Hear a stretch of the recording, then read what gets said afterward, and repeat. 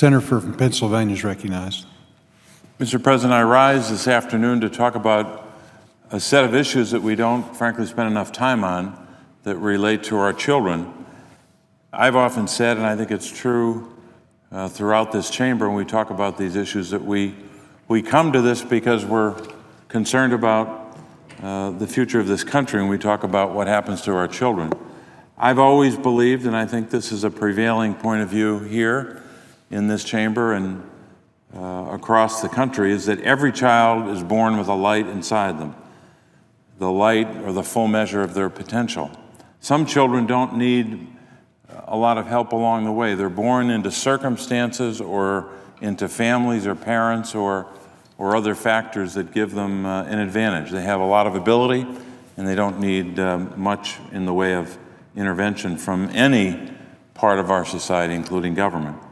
But some children are born with a bright light, but it may not burn as brightly or shine as brightly as some other kids, and they need a little extra help. Some of those kids, if they get help when they're very young, can thrive and succeed and grow without any further help or assistance. But if we're serious about growing the economy, if we're serious about creating jobs and creating the kind of opportunity that we say we're concerned about and we say is part of the fabric of being an American, we've got to be concerned about what happens to our kids. And a lot of what I'll talk about today can be, I guess, summarized in maybe one line. If kids learn more now, they're going to earn more later. We know all the data shows that. If a child has access to early learning, they will earn more later in life. It also is essential that they have access to quality health care and the kind of security that comes when you have enough to eat, for example, food security. But if we want our children, I should say, to learn more now and earn more later, we've got to make the right investments. Unfortunately, that child, or any child, won't be able to learn more now and therefore earn more later if they live a life of poverty.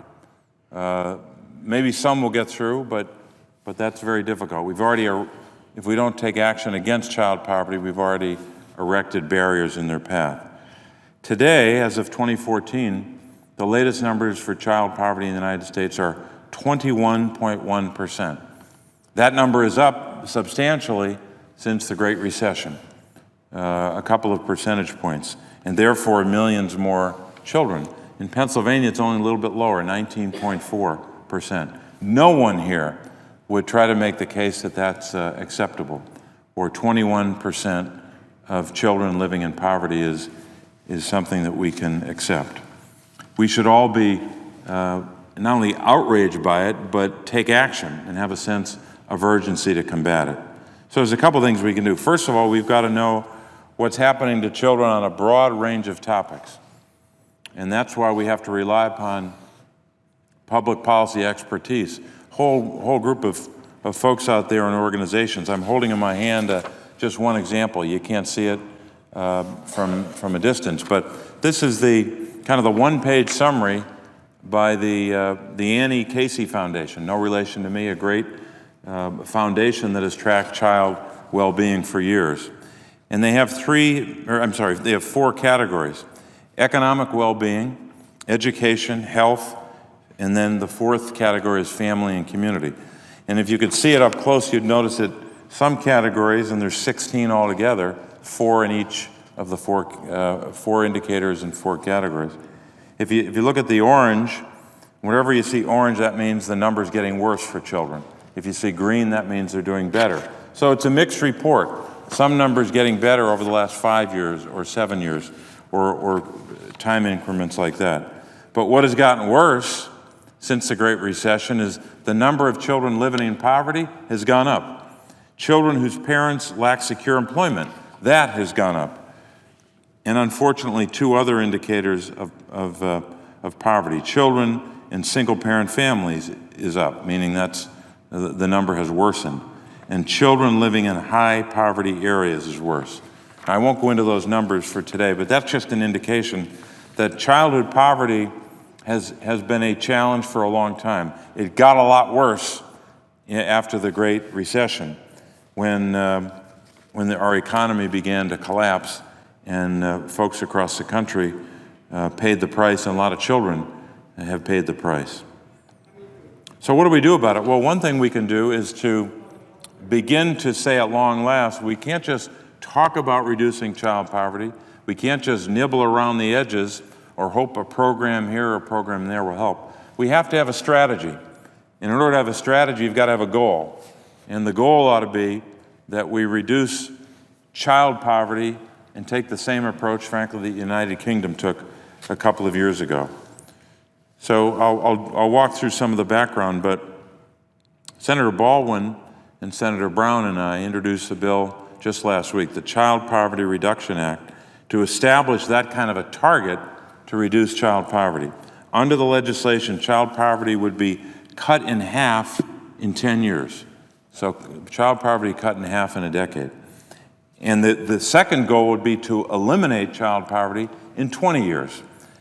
Deep poverty would be eliminated in 10 years, meaning that the worst kind of poverty for our children and for our families. To meet these goals, we would give an assignment to an interagency working group to reduce child poverty, to develop a plan, to include recommendations to improve coordination and efficiency of existing programs and initiatives, because there are a lot of them, we can get to those in a moment, along with recommendations for new legislation, new strategies, new approaches to focus on child poverty. But here's what happened in the United Kingdom. In 1999, the UK established a national child poverty target and measured in US terms the UK's child poverty target, and the policy changes made in conjunction with that effort reduced Britain's child poverty rate by 50% in the first 10 years, a significant achievement. In comparison between 2000 and 2013, a little more than a decade, in the United States, the child poverty rate increased by over 20%. So roughly in the same time period, as our poverty rate was going up for kids, the UK's poverty rate for children was going down. One of the reasons, not the only reason, but one of the reasons for that is they set a target and both sides came together.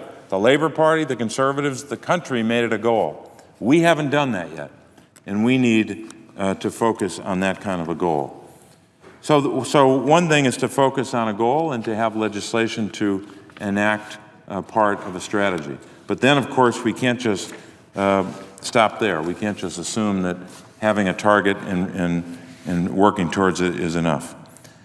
One of the most powerful examples in my home state of Pennsylvania over the last couple of years of what it means to live in poverty and to have families, in this case moms, who are willing to tell their stories was the effort undertaken by Witnesses to Hunger. That's what this photograph here depicts. A child, one of the children who was photographed by her mother and by other mothers taking pictures of their children, to tell the world and be willing to tell the world about their own circumstances and to give us living proof of what it means to live in poverty, what it means to be a child living in poverty. So that's Witnesses to Hunger. It started at Drexel University, where they gave cameras to a group of moms who decided to open up their own lives courageously and generously to tell us more about these challenges.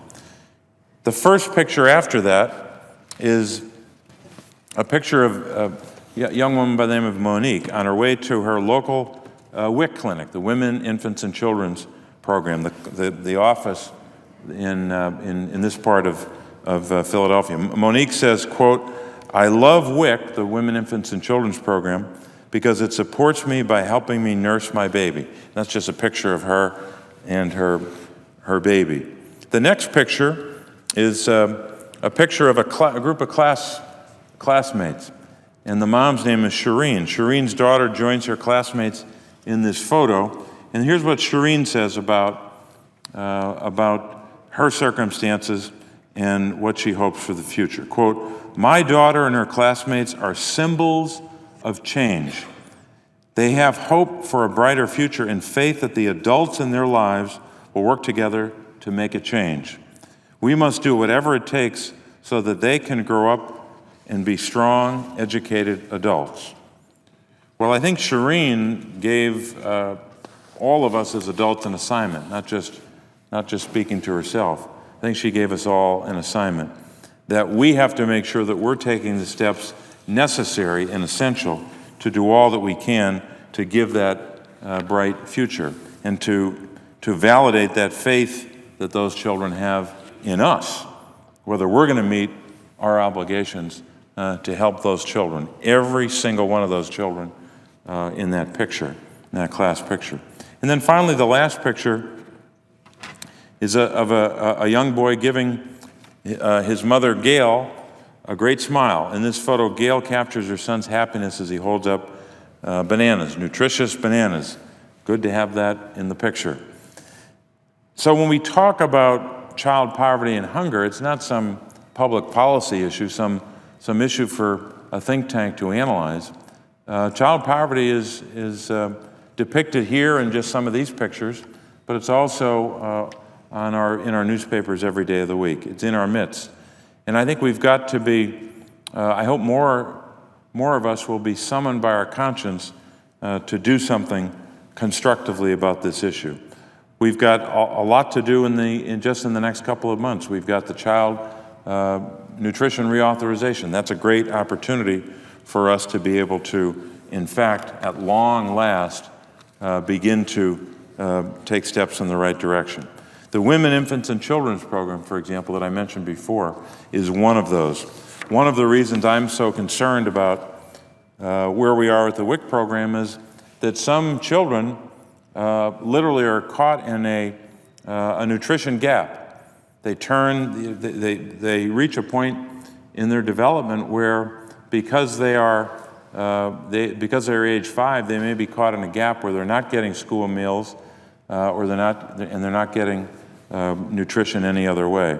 Some children can experience this nutrition gap of almost 12 months. So almost a year being caught because they turn 5.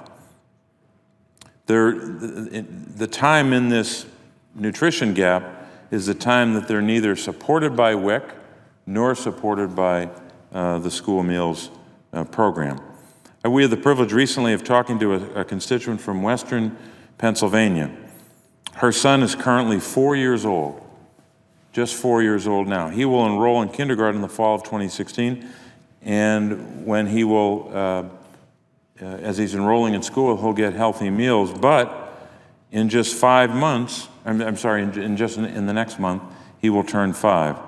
When he turns 5, he'll be cut off from the WIC program, or the opportunity to benefit from the WIC program. So this child apparently loves yogurt, and he loves to eat fruit and vegetables and whole grains that are provided by the WIC program, but he will not benefit from that because of this glitch in the law. So what I proposed is a new bill, the Wise Investment in Our Children Act, the WIC Act, to close the nutrition gap by allowing states to increase the age limit for WIC to age 6. We also have to be concerned at the same time we're focusing on making changes to the WIC program to focus on another support for our children and for our families, the Child and Adult Care Food Program, so-called CACFP, as a quality source of nutrition. For many children, the meals that they eat in child care programs are the most nutritious meals they'll eat all week. In other words, absent that setting, a child care setting, they will not have a nutritious meal, or likely not have a nutritious meal in the course of a week. As working families shuttle between home, child care, and work, little time remains for food shopping, healthy meal planning, or sitting down to eat healthy meals. So this program, the Child and Adult Care Food Program, provides healthy, nutritious meals to more than 3 million children each day who are either in Head Start or Early Head Start or child care programs in both centers and family child care homes. So I've introduced a bill as well to focus on this program, to improve and strengthen this program. I've introduced a Child and Adult Care Food Program Improvement Act, which would enhance several aspects of this program, including allowing child care centers and homes the option of serving a third meal for children who are in care for 8 or more hours a day. So we have a lot to do, but we cannot get there. We cannot get to the goal of reducing child poverty by 50% or reducing poverty overall in the near term, in the next decade, unless we have a strategy, set a goal, and then begin to strengthen what works and improve the existing programs, whether it's WIC or the Child and Adult Care Food Program, or whether it's the SNAP program that we used to call food stamps. Whatever the program is, we've got to strengthen it and invest in it, because we can't talk about all those lofty terms like GDP growth and job growth and a growing economy and all the wonderful things that get discussed in this chamber without a strategy for our kids. So we've got a ways to go, but I believe that this commitment to our children is not just the right thing to do, and it's not just something that we ought to focus on as something that's consistent with what our conscience tells us, but it's in fact a great economic strategy for the country. If kids learn more now, they're going to earn more later. They can't learn more now if they don't have access to early learning, if they don't have access to healthy, nutritious foods, if they don't have access to quality health care, and if we don't protect them from people that would do them harms. So if we do at least 4 of those things well, if we have early learning opportunities to invest in food security strategies so they get that healthy, nutritious foods, and if we make sure that they have quality health care in addition to early learning, we can move forward in a direction that gets us to the goal of making sure that every child in the country has an opportunity to grow and to learn and to move into the future together. Can't do that if all we talk about here in Washington is use phrases like job creation and economic growth without a strategy to get our kids there. And we should make sure that every child in this country has the same opportunity to learn and to grow. They can't do that if we as the adults don't give them that opportunity.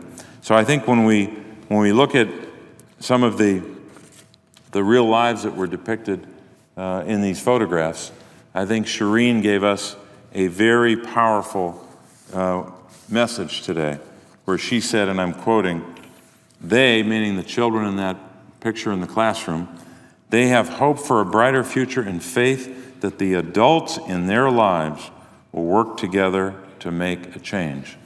Shireen is right. She's given me an assignment. She's given 99 other senators an assignment, and a lot of other adults across the country. This is, I believe, a mission worthy of a great nation, just like every other major undertaking we've confronted and dealt with over many generations of greatness in our country. And when we talk about American exceptionalism and what it means to be an American, part of being an American is making sure that every child has the same opportunity to learn and to grow. We can do this. We can do it in a bipartisan fashion. If the United Kingdom can reduce child poverty, the United States can do the same. Mr. President, thank you, and I would yield the floor and note the absence of a quorum.